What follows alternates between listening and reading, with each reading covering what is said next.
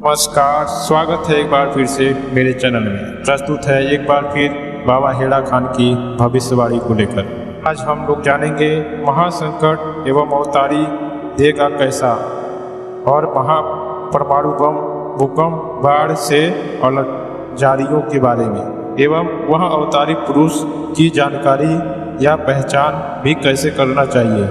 तो वीडियो शुरू से लेकर अंत तक बने रहें। चैनल में नया है, चैनल को सब्सक्राइब करें, साथ ही बेल आइकन ऊपर दबा दें। पिछले प्रकरणों में आप देख चुके हैं कि संसार में होने के लिए महाप्रलय, महापरिवर्तन अचानक ही होगा। इसके लिए कुछ सेकंडों में ही काम तमाम हो जाएगा।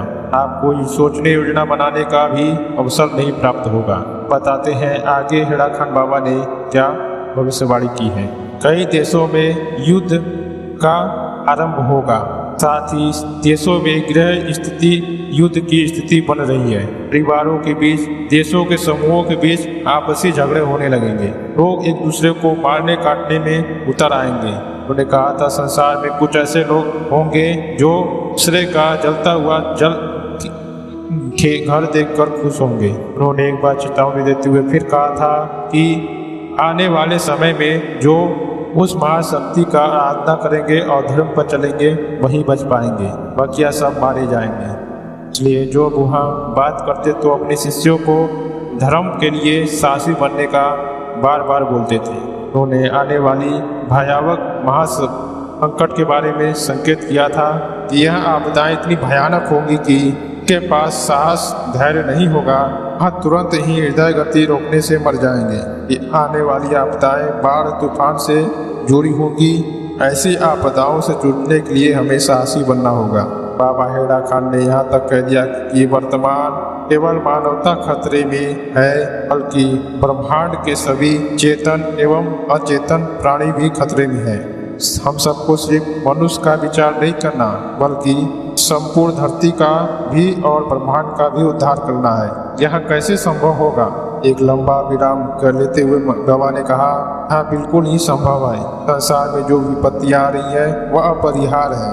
केवल वही व्यक्ति इस संकट से लड़ सकता है जो सत्य से युक्त होगा एवं उन महाशक्तियों से जुड़ा होगा जो उस महाशक्तियों के प्रति दृढ़ता समर्पित है। बाबा ने अपने आश्रम हेड़ा खान आश्रम में आने से मना किया था।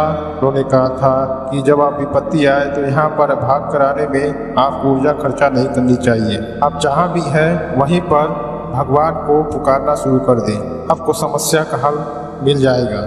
जो लोग अपने आप को धर्म से युक्त रखेंगे और परमात्मा पर विश्वास रखेंगे, वह सर्ववनवास के समय सुरक्षित बचाए जाएंगे। बाबा ने अपने शिष्य से आश्वस्त कहते हुए कहा कि आने वाले समय में जब भी धरती पर महाविनाश होगा तो वह महाशक्ति धरती पर प्रकट हो चुकी है और साक्षात शिव भी प्रकट हो चुके हैं, जो इस महाविनाश को बचाने की भी कोशिश करेंगे। कहा जाता था बाबा बहुत चमत्कारी भी थे और उनकी अपनी शक्तियों का प्रदर्शन भी नहीं करते थे। तो उन्होंने कहा था जब भी भारत को आवश्यकता पड़ेगी वह जैविक हथियार एवं परमाणु बम भी जैसे वह महाशक्तियाँ उपलब्ध करा देंगी। इसलिए आश्चर्य नहीं होना चाहिए कि वह महामनुष्य पर इतनी सारी शक्तियाँ कैसे हासिल करा सकता है। यह न सोचे कि वह क्या कर सकता है, वह यह सोचे कि वह क्या नहीं कर सकता है। तो दोस्तों, यहाँ उस कल्कि भगवान के बारे में संकेत दे रहे थे और उनकी शक्तियों के बारे में भी संकेत दे रही हैं। उन्होंने उदाहरण देते हुए कहा कि विश्व की सभी शक्तियाँ उस समय द्वापर युग में पांडवों के लिए आई थी। ऐसा कि आप सब जानते हैं पांडवों को कौरवों के द्वारा निष्कासित कर दिया गया था। जब वही युद्ध का बात आई तो वही कौरवों के द्वारा पांडवों को बहुत सी सेनाएं और दिव्य अस्त्र प्राप्त हुए थे। बाबा ने कहा था कि यहाँ एक ऐसी क्रांति होने जा रही है कि दुनिया में यह कभी नहीं हुई थी। इस क्रांति को सुनने एवं देखने वाले या पढ़ने वाले लोगों का हाड़ मांस कांप जाएगा।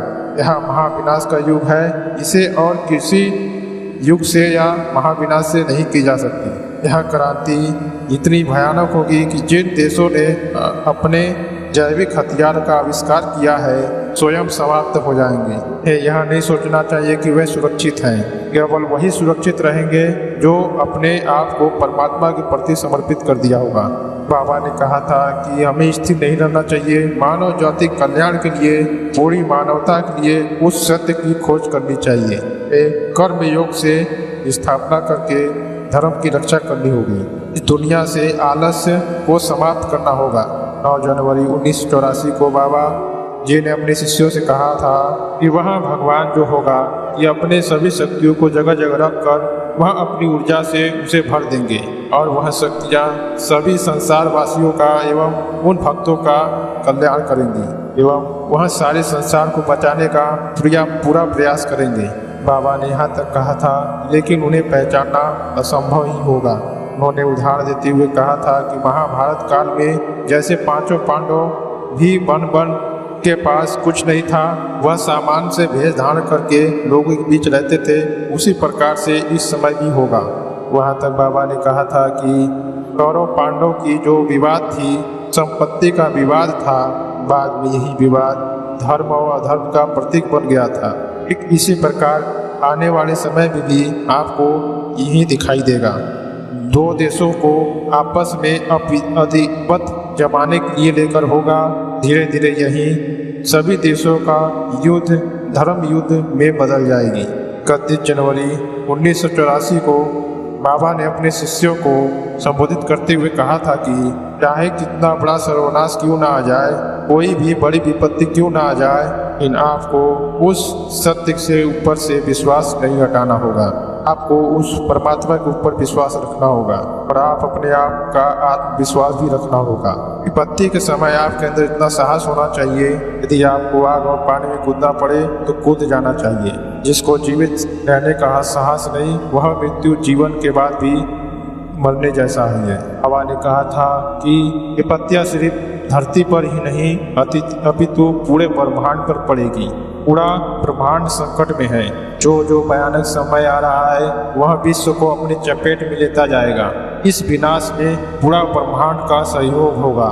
ये धर्म पर पूर्व वह संपूर्ण ब्रह्मांड का विचार करें। जब हम दृढ़ निश्चयी होंगे तो ही दुनिया में कुछ भी हासिल कर सकते हैं, क्योंकि आपको पूरे ब्रह्मांड पर विचार करना चाहिए। बताते हैं बाबा हेड़ा खान ने जिस स्थान पर रहते हैं वह स्थान शिव पार्वती से कैसे जुड़ा, उस जगह की विशेषता क्या है। पौराणिक कथाओं के द्वारा बाबा ने कहा था कि इस स्थान पर जिस स्थान पर आप बैठे हैं वर्तमान में यहाँ कैलाश की तलहटी है, जिसका वर्णन वेदों पुराणों में है। बाबा हेड़ा के कहने का अर्थ है कि महादेव यहाँ पर अनेकों वर्षों तक तपस्या किए एवं निवास किए थे। बाबा का यह कहना था कि हाँ वह स्थान है जहाँ से मनु शत्रुपा ने सृष्टि का आरंभ भी किया था। मनु ने यहाँ पर तपस्या किया था, जिसके कारण इसका नाम मानसरोवर पड़ा। बाबा के अनुसार मूल कैलाश पर्वत यहीं पर है। यहाँ पर भी आज दिव्यता रहती है। उस समय सभी देवी देवता यहाँ के निवासी करते थे। बाबा हेड़ा खान के कहने का यहाँ पर कि हेड़ा खान कैसे यहाँ पड़ा, तो यहाँ वह समय है, समय 18वें कल्प चल रहा है। प्रत्येक कल्प के अंत में ही जो मनुष्य बचता है उसी को मनु शत्रुपा कहते हैं। सृष्टि के आरंभ से मनु जिसके नाम पे मानसरोवर बन पड़ा है, शत्रुपा ने इस स्थान पर घोर तपस्या की है। यहाँ कुरुमाचल पर्वत, यहाँ यज्ञ, पहला यज्ञ यहाँ पर किया गया था उनके द्वारा। उस समय यहाँ से दिल्ली तक घने जंगल के अलावा कुछ भी नहीं था और उत्तर की तरफ सब कुछ बर्फ से ही ढका हुआ था। समय के साथ सरोवर का विकास हुआ, यह क्षेत्र आबाद हो गए। महादेव और पार्वती का स्थान, जो मुख्य स्थान यहाँ था, वह यहाँ से उठकर कैलाश की पर्वत की तरफ चले गए। मानसरोवर झील ही उत्तर की तरफ चली गई। मूल मनु ने पहला यज्ञ यहीं पर किया था, एक दूसरा यज्ञ तिब्बती कैलाश में किया था और यहीं पर भगवान शिव और हिमालय की पुत्री यहीं पर निवास करने आए थे। देव और महादेव भी यहाँ पर रहते हैं और वह अपने देवों के साथ यहाँ लीलाएं करते रहते थे।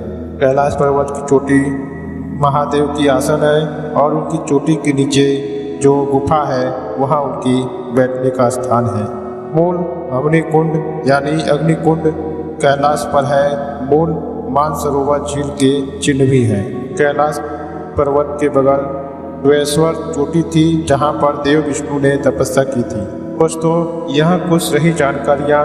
वैसे तो जानकारियाँ आपको देंगे तो बहुत ज़्यादा लंबी वीडियो हो जाएगी, और वीडियो अच्छी लगी हो तो लाइक करें, चैनल में नए आए तो सब्सक्राइब करें, साथ ही बेल आइकन और ऊपर दबा दें, जिससे ऐसी भविष्यवाणियाँ आपको मिलती रहें। अब बात करेंगे अभी नेक्स्ट वीडियो में। तब तक के लिए जय श्री कृष्णा, जय श्री राधे।